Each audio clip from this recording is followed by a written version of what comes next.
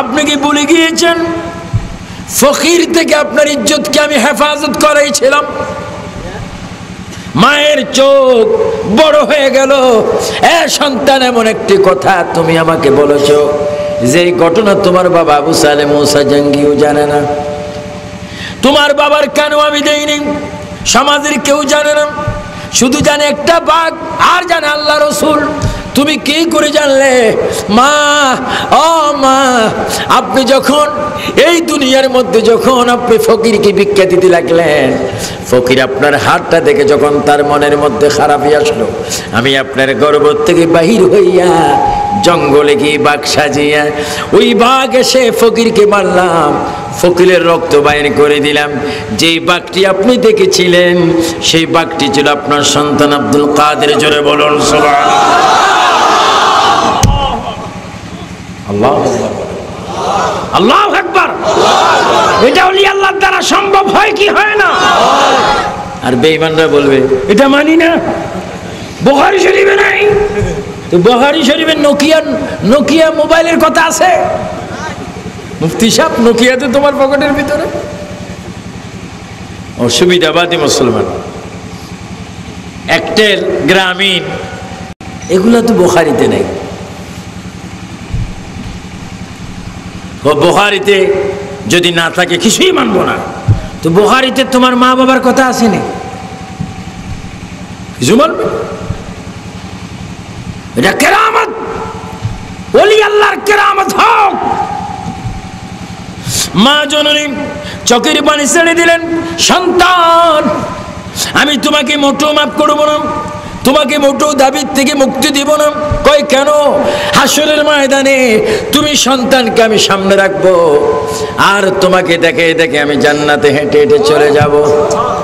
কারণ আমার একটা উপযুক্ত সন্তান আল্লাহ পাক আমাকে দান করেছেন, এই ফখর করব।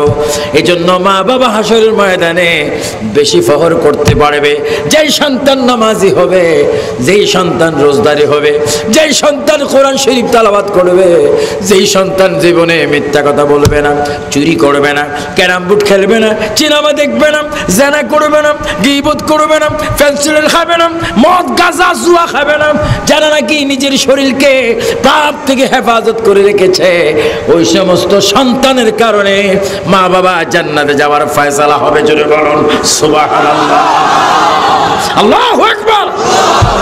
আমার কথায় কি আপনার বেজার হচ্ছেন না খুশি হচ্ছেন? যেহেতু আবু সুফিয়ান আবিদ আল কাদরি আপনাদের ভাই, সুন্নি ভাই, আমি রাষ্ট্রীয় আমার আহলে সুন্নাতের জামাতের প্রেসিডিয়াম মেম্বার, এটা আমার বড় কথা নয়। সুন্নিদের মধ্যে আন্তর্জাতিক স্পিকার, এটা বড় কথা নয়। সবচেয়ে বড় কথা আপনারা আমার ভাই, আমরা সুন্নি, আমরা একই ফিরাক পরবর্তী থেকে একই নবীর আদর্শ গ্রহণ করে নিজ নিজ এলাকায় ঈমান নিয়ে কবর যাব।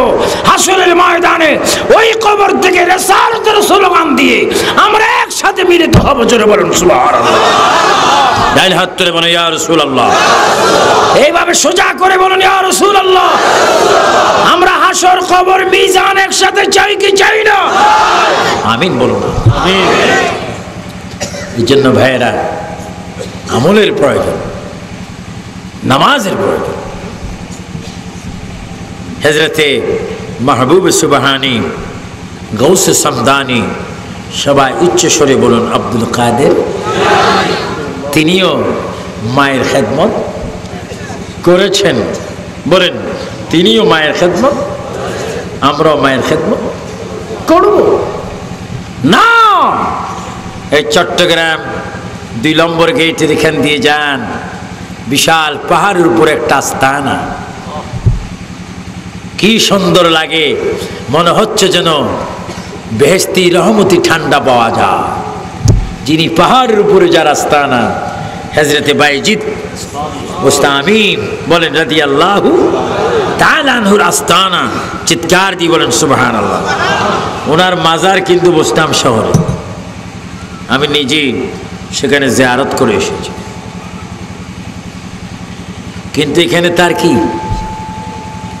আস্তানা, খানেকা, শায়ের আল্লাহ, জগৎ বিখ্যাত। আমি দেখেছি সাউথ আফ্রিকায়, আমি শুনেছি বাইজিদ বুস্তামির নাম, মালয়েশিয়ায় শুনেছি বাইজিদ বুস্তামির নাম, ইরাক, ইরানে, সিরিয়ায়, মিশরে, জর্দান, বাহরাইন, বাইজিদ বুস্তামির নাম।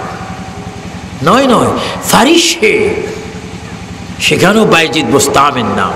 কারণ বাইজিদ বুস্তামি এমন একজন ওলি যাকে ওলি আল্লাহর পজিশনে আল্লাহ পাক পৌঁছে দিয়েছেন একমাত্র মায়ের দোয়া।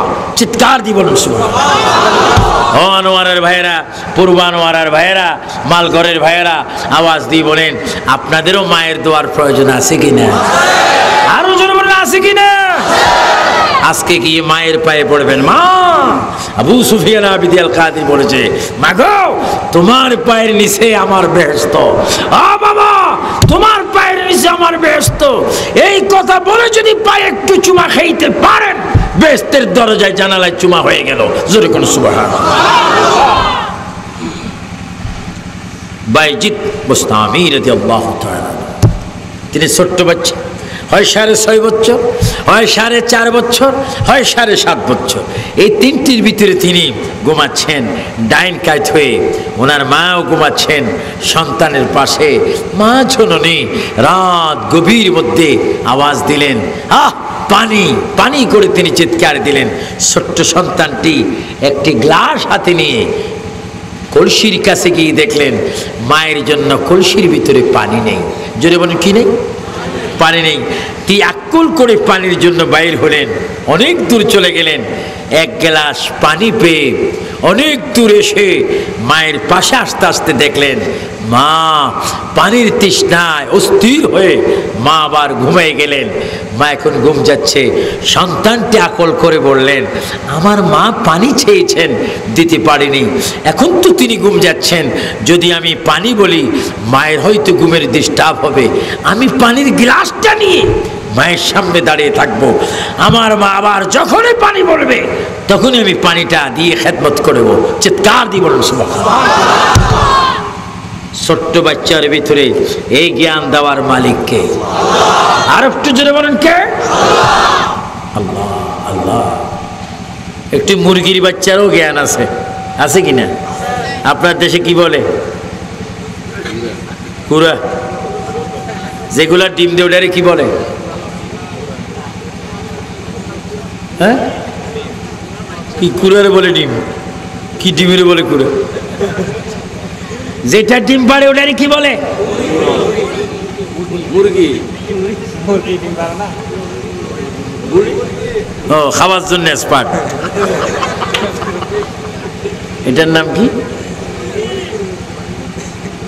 তোমার নাম কি? না ফারুক। ফারুকে বিরিয়ানি খাওয়াইছি বোধ মুরগির গোস্ত দি না? ও, মুরগি।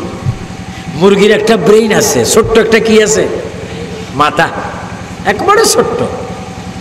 ভিতরে দুইটা চোখ আছে, ছোট্ট ছোট্ট কান আছে, ছোট্ট একটা মুখ আছে। এই মুরগির বাচ্চা মায়ের পেট থেকে বাইর হওয়া মাত্র যদি আকাশ দিয়ে সিল যায়, কি যায়? চিল যায়। মুরগির বাচ্চা কি বাইরে থাকে না মায়ের পাকার ভিতরে আসে? আরো জোরে বলুন তো। মায়ের। তাহলে মানুষ দেখলে মায়ের ফাঁকার ভিতরে যায় না। বলেন, মানুষ দেখলে মায়ের ফাঁকার ভিতরে, সিল দেখলে, সিলতে তার শত্রু, মানুষতে তার বন্ধু। এই ছোট্ট জুনিয়র কোসি মুরগির বাচ্চার মাথায় ব্রেন দিয়েছেন কে? আল্লাহ। আরো জোরে বলেন না কে? আহা, ওহাবিদের এই ব্রেনটাও নেই। আমার মোবাইল দেখেন, এখন যদি আমি চাঁদপুর বলি, বাবা রহমতুল্লাহ আমার বড় ছেলেকে, তোমার আব্বার মোবাইলে কি নেই? পয়সা নেই, 300 টাকা কি করো? ফাটাই। আরে ফ্ল্যাক্সি টাক্সি বাদ দাও, ফাটাই দাও, ফাটাই দাও। হ্যালো, হ্যাঁ পাইছেন? পাইছি। আচ্ছা, এই টাকাটা ওইখান থেকে আসতে এখানে কোনো কিলাকিলি হয়েছে?